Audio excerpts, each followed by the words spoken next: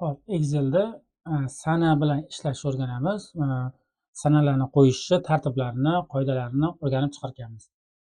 Hop, birinchi sana qo'yayotganimizda, masalan, bugun 11 bo'lsa, 11 drop, masalan, 10 drop 2025 qilib enter bosib yuborsak, mana bizda e'tibor bersanglar, men drop qo'yganda enter bosganimdan keyin menda nuqtalar paydo bo'ldi. Yoki bo'lmasam sanani qo'yayotganimizda, masalan, 10 qo'yib, masalan, drop, masalan, 10, masalan, enter bosib yuborsak, mana oktyabr bo'lib qolishi mumkin. Tepasini e'tibor bersak, mana 10-chi o'sha 10 25 qilib qo'yibdi. Bugungi sanani to'g'rilab beryapti. Yoki bo'lmasam, masalan, men 11 sanani qo'yib, minus, masalan, necha 10 qo'yib qo'yadigan bo'lsam yoki 11 qo'yib qo'yadigan bo'lsam, enter bosib yuboradigan bo'lsam, mana menda уже noyabrga to'g'ri kelib qoladi. Men barobar qilib, nimada 11 qo'yib, minusni bosdimda, masalan, oyni qo'yib olishimiz kerak. 11-chi, masalan, noyabr qo'ymoqchi bo'lsa, 11 qo'yib enter bosib yuboradigan bo'lsak, mana noyabr paydo bo'lyapti. Bizda agarda masalan men 11-chi chislo nuqta qo'yyapman. Hop, nuqta qo'yyapman. 10-chi oktyabr nuqta qo'yyapman-da. 2025 deb yozdim, enter bosib olsam, menda mana bu holatda ham qilishimiz mumkin. Masalan, nuqta qilib qo'yib qo'yishimiz mumkin bo'lar ekan. Keyin yoki bo'lmasam biza sanalarni formula orqali ham chiqarishimiz mumkin bo'lar ekan. Masalan, men barobar qo'yyapman. Zo'r.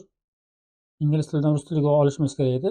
Sababi bu hozir bizada mana ingliz til, rus tilida interfeyslarimiz, Excel'imiz o'zi rus tilida bo'lgani uchun rus tiliga o'girib qo'yishimiz kerak bo'lar ekan. Yoki bo'lmasam shift bosib turib, alt bosib olsak ham probel o'sha o'girilib qolar ekan.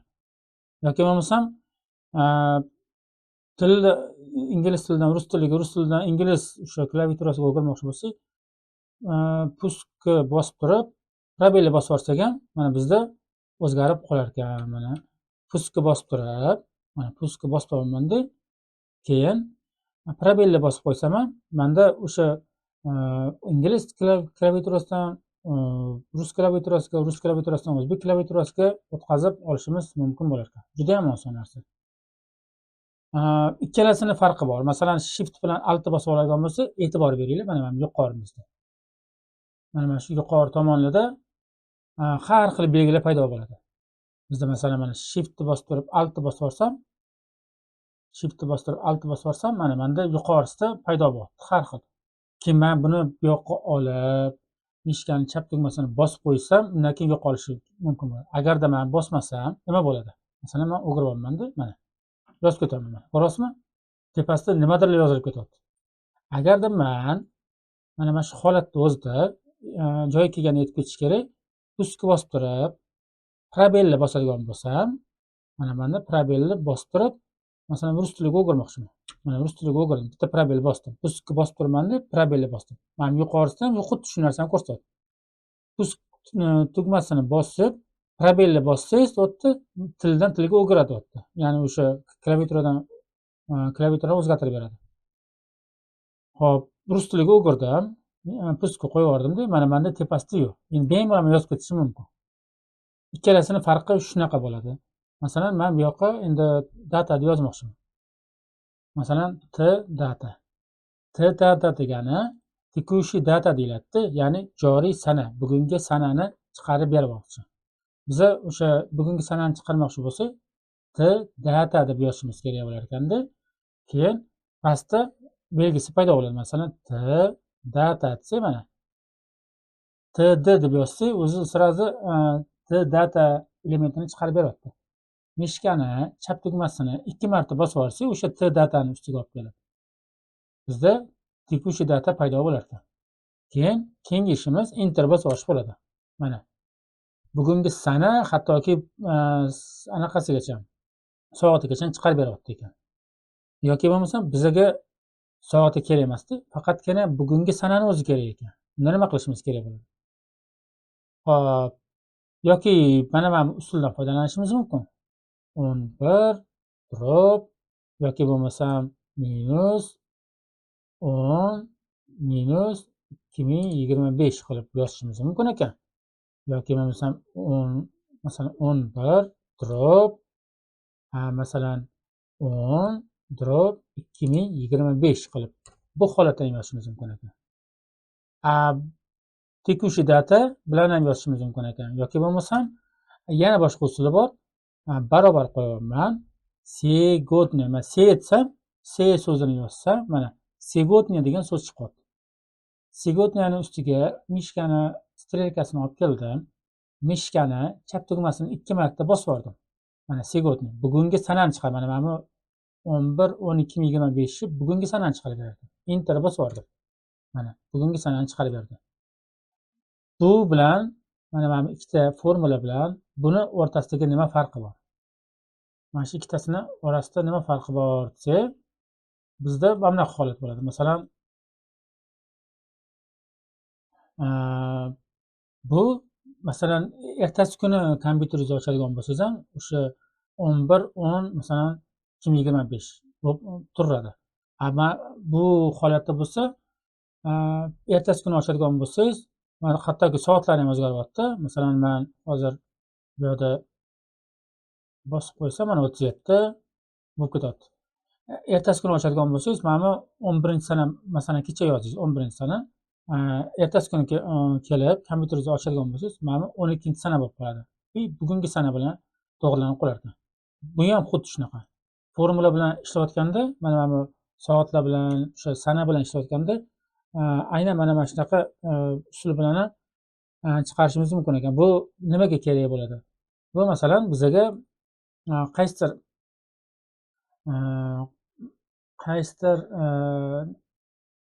hujjatlar bilan ishlayotganimizda har kungi sanani mana qilib o'zgartirib, masalan 12 yoki ertasi kuni kelsa 13 qilib o'zgartirib o'tirmasdan, mana shu tekushi data formulasi orqali ham chiqarib qo'ysa, biz sanani yozib o'tirmas ekanmiz qayta-qaytada.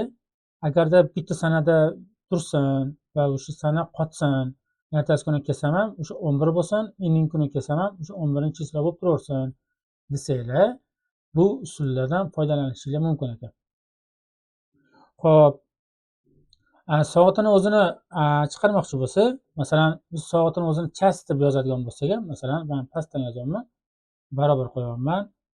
Chas deb yozib, chas deb yozsak, mana o'zi chiqib qoldi. Mishkaning chap tugmasini bosib yuborsa, mana chas bo'lib chiqib kelyapti. Men agar buni men enter bosib yuborsam nima bo'ladi? Enter bosib yuborsam, menda o'sha quruqli mana shu qavsni ichiga kerakli elementni qo'ymadingiz deb chiqarib beryapti-da. Men bu chasni ichiga mana bu bizga kiritgan 11 10 25 va soati bilan qo'yilgan sanani shunda bosib, ishkan chap tugmasini bosdim. Mana bu ustiga olib kelib enter bosib yuborgan bo'lsam, mana menda soat 9 bo'lyapti. Mana bu 9:39 ni o'rniga 9 o'zini chiqarib berayotgan ekan. Chas yoki masalan minut qilib chiqarish. Minut mana minut chiqarib beryapti. Minut qo'yib ustiga olib kelib, mana shu 9:39 ustiga olib kelib bosdim. Enter bosib yubordim. Mana 39. 9:39 bo'lyapti. Soatni alohida masalan chiqarishi mana shunaqa usuli bo'ladi-da. Xo'p, keyin endi biz o'sha soat, minut hammasini masalan qo'shmoqchi bo'lgan bo'lsak, bu yoqqa masalan sekund deb qo'yishimiz mumkin. Masalan, sekund. Yana ustiga olib kelib bosyapman. Mana shu chislosi bilan birga soatni qo'yib qo'yganimizda enter bosib yubordim. Mana soatni, minutni, sekundini chiqarib berayotgan ekan.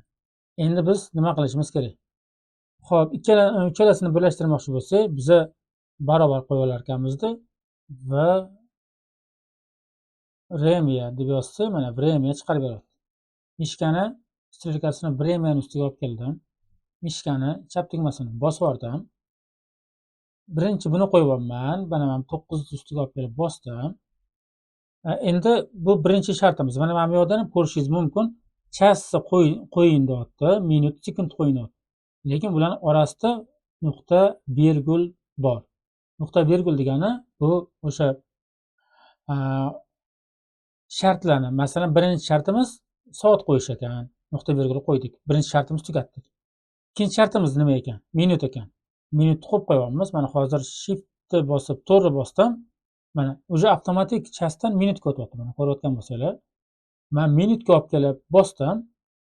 Shiftni bosib, to'g'ri bosdim, mana sekundga o'tdi. Sekundni ham qo'yib qo'yishim kerak bo'lar ekan. Mana sekundni qo'ydim. Enter bosib yuborsam, menda уже bugungi sana to'g'ri kelyapti. Mana 9:41 mana bu yoqqa biz alohida qilib chiqargandik. Bu yoqqa bo'lsa, umumiy qilib, vremya qilib chiqarishimiz mumkin ekan. Bu vaqtlar bilan bog'liq, masalan, ishlarni amalga oshirish uchun ishlatiladi. Bu vaqtlar, masalan, o'sha sanalarni qo'yayotganda bu yo'da ancha usullar, ya'ni juda ham ko'p usullar bor. O'sha eng kerakli usullardan biri mana shu vaqtlarni qo'yish ekan. Bu vaqtlarni qo'yayotganimizda biza o'sha mana bunaqa qilib qo'yib qo'yishimiz kerak emas ekan. Masalan, 11,11,2025 bu уже xato hisoblanadi. Nimaga? Chunki sana bilan ishlayotganda virgulni qo'yib bo'lmas ekan. Faqatgina 11 drop yoki bo'lmasam minus qo'yib qo'yishimiz mumkin ekan. Masalan, drop qo'yib qo'yishimiz mumkin yoki minusni qo'yib qo'yishimiz mumkin ekan. Minus, masalan, 10 minus 2025. Bunaqa usul bilan ham yoki bo'lmasam 11 drop 10 drop 2025 deb yozib qo'yishimiz mumkin ekan. Yoki bo'lmasam biza 11 drop 10 drop 25. Bunaqa usul bilan ham qo'yib qo'yishimiz mumkin ekan. 2025 yozmasdan 25 ni o'zini ham qo'yib qo'yishimiz mumkin ekan.